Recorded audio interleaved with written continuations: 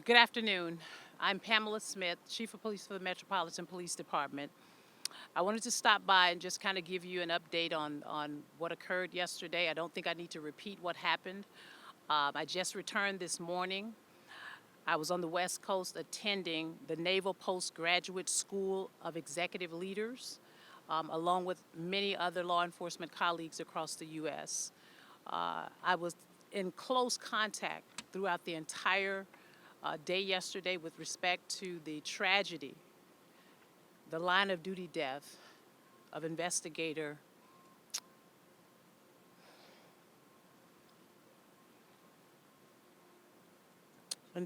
Wayne David. Assistant Chief Carroll did an excellent job yesterday with ensuring that all of the necessary resources with respect to what occurred yesterday was in place and available. I was in close communication with him, as I was also in close communication with Mayor Muriel Bowser throughout the entire ordeal. Today, I want everyone to know that the members of the Metropolitan Police Department and this community, we are hurting. This is hard not only for Investigator David's family, but it's also very, very hard for the members of the Metropolitan Police Department. Investigator David spent 25 years in this community serving and protecting members, residents, visitors here in the District of Columbia. And what a tragedy it is for him to do the job that he loves every day. And again, we're every single day trying to get these guns off the street. And that was one of the things that he was very, very passionate about. And so today, I want today to be about Investigator David. I want you to remember him, if you know him, his smile, his passion for this job, the passion for the community. He's lived his entire life here in the District of Columbia. He grew up here. He was an honorable man. I had the pleasure of meeting him and spending time with him last month during one of our retirement ceremonies. Affable, not really the rough and rugged kind of police officers that we might see from time to time doing the kind of investigative, violent crime suppression. But he was one who served with passion. And I want him to be remembered that way. I don't want him to be remembered any other way than someone who was a family man. He has 2 children. I've had the opportunity to speak to both his son and his daughter, who are traumatized at this moment. I've also had the opportunity to speak to his brother, who is a former retired Metropolitan Police Department officer, Officer Strawberg. And again, it's a tragedy. This is something that, as police officers, we wake up every day, we put the uniform on, we do this job, we know what the inherent risks are. But again, when we lose someone in the line of duty, it is a tragedy for every law enforcement personnel that do this work. I want to also take a moment just to thank all of the law enforcement partners who have reached out, countless law enforcement partners across this country have reached out to extend their condolences and offered their support and their services. We appreciate you. We know that we are not the only police agency who have had to encounter this kind of tragedy. And so we join you in letting you know that we appreciate you and appreciate you reaching out to us and just giving us that comfort and support that we need right now. I'll take any questions that you might have at this time.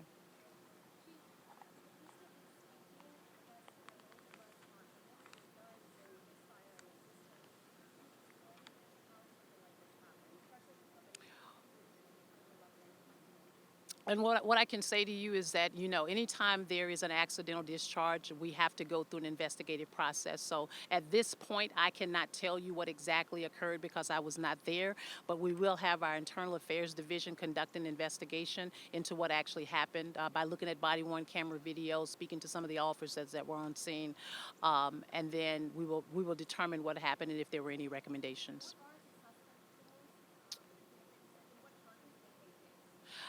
So I think what we want to do right now is to find the individual. We have put out some really good images with respect to that.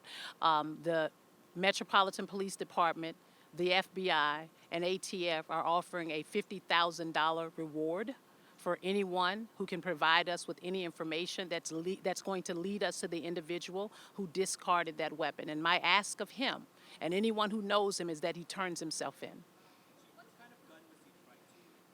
I'm not sure at this time. I can't hear you.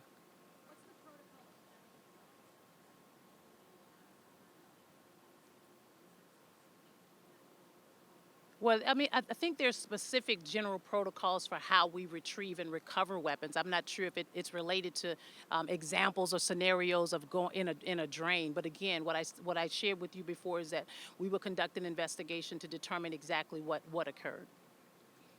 Yes, ma'am.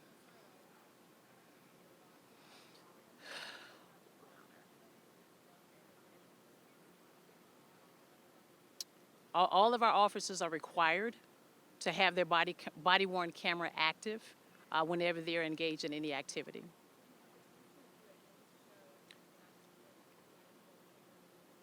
So I have not had the chance to review it because immediately when I was made aware of the fact that one of our officers was shot, I changed my flight plans and I took a red eye here to DC, got off a plane at 7 o'clock this morning, went to my home, got dressed, and I came to work so that I could be here with my team. Yes, sir. Thank you.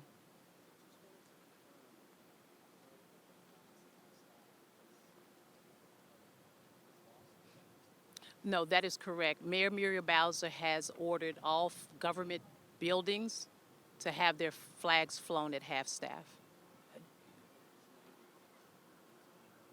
It is a line of duty death, and yes, his name will be etched on the memorial behind me.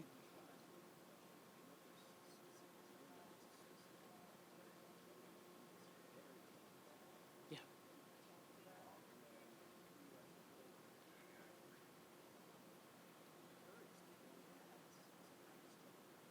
Well, I don't think. I think we all go through our 36 weeks of basic police training, but then you have other officers who are Violent Crime Suppression Division officers, officers who are in some type of specialty who go through a specialized training. And yes, it is a risk. We know the risk that it takes to do this job, but yet at the same time, these officers are resilient and they get up every single day to do this job. And I oftentimes tell people, you can talk about me, but don't talk about the officers. I know exactly how hard they work every single day to do this job and to take these guns off the street. One of the things that we can say about Investigator David was that he was instrumental, very professional, very poised, but also very instrumental in recovering a lot of illegal weapons off of the streets here in the District of Columbia. And trust me, his acumen and his professionalism for being able to do that job will be sorely missed here within our agency. Oh, absolutely, absolutely. He had been on the job for 25 years. I mean, that's a long time. I mean, 25 years, and he 52 years old. You do the math. Let me get to her because you asked me a question already. Yes.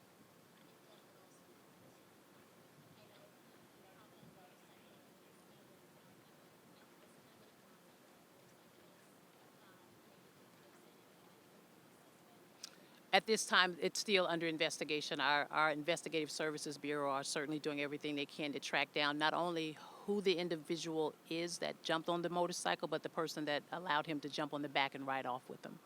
Yes, ma'am.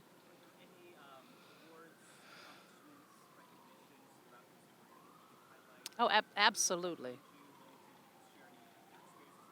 Yeah, well, I'll have Assistant Chief Wright come and talk about his experiences with him. And as you heard Chief Carroll state on yesterday, that he was someone that I'm going to assume trained him since he's been a member of this agency. And so again, the memory of Investigator David is fluid throughout our agency, but also with a lot of our other federal partners and local partners. I've been receiving a lot of accolades with respect to the work that he did and his relationship and his professionalism with working with a lot of the police agencies. It's my understanding he had been in the Violent Crime Suppression Division for over a decade. So he has built many relationships with respect to the work that he do. But I'll allow Assistant Chief Wright to come and share a few words if he can. Thank you, Chief Smith. It's a great question. So, I was also a part of what is now called VCSD. It was NSID at the time, back in 1997, 98, and I was a part of the gun recovery unit.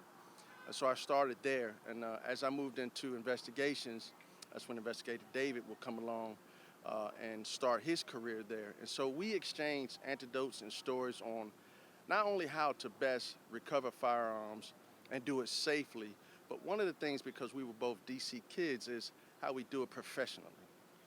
And that was always top of mind for him and for me, is that we treated everybody with the utmost respect, whether we were about to place them under arrest, whether we were about to recover a firearm from them, but that was always top of mind for him, and I think that's a great distinction from him, and I think a lot of officers do that, but that's was something that he taught, that was something that he handed down over the years to some of the young officers that came in. And so if it's anything that, because he recovered, as you said, hundreds of guns, yes, he will be known for that, but it was how he conducted himself in those recoveries. It was how he led the other officers that were part of his unit that I think served as a great distinction between him and some of the other folks that I'm sure in time will be able to mature into that kind of class of officer.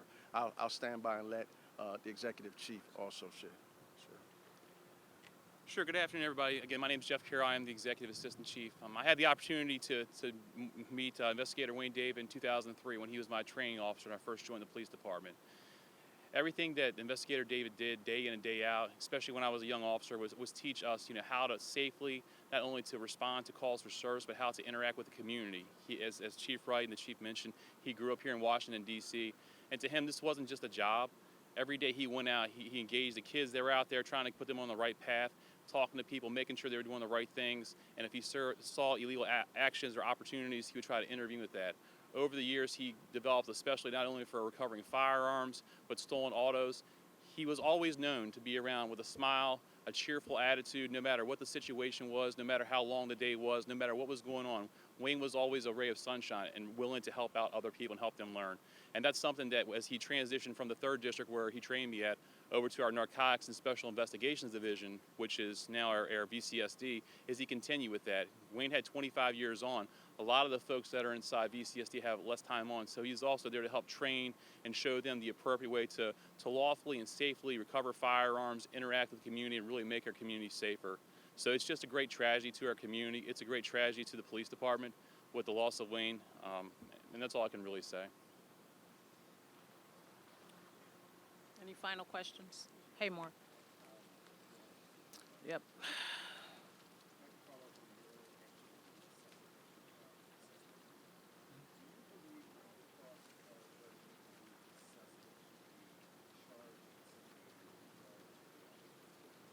Well, I don't have any thoughts at this moment, Mark, to be honest. I'm really trying to wrap my head around what happened. It's such a tragedy, and it's one that I think we're still in shock, if that makes sense. So I really haven't had a chance to really put any deep thought into whether or not what type of charges would be leveraged, if you will, against the suspect. But what we need him to do is turn himself in.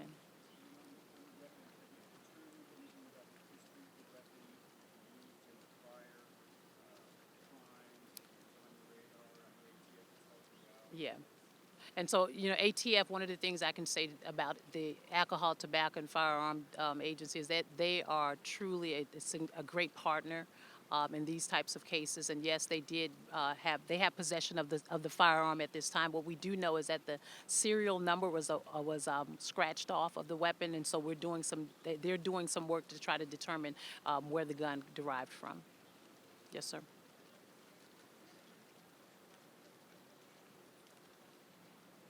No, I do not.